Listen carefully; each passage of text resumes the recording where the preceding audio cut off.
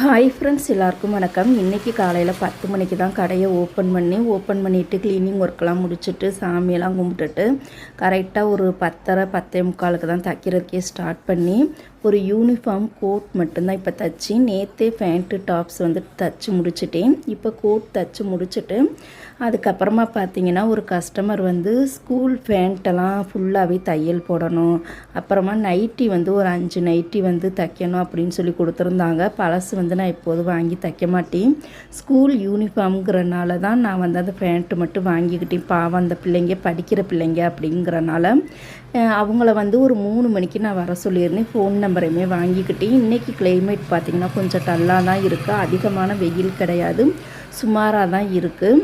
தைச்சி முடிச்சதுக்கப்புறம் தான் அந்த ஒரு 5 ப்ளவுஸ் வந்து தைக்கணும். அது நாளைக்கு வந்து அந்த கஸ்டமருக்கு கொடுக்கணும். வீடியோ பிடிச்சா லைக் பண்ணுங்கள், மறக்காமல் சப்ஸ்கிரைப் பண்ணாதவங்க சப்ஸ்கிரைப் பண்ணிக்கோங்க.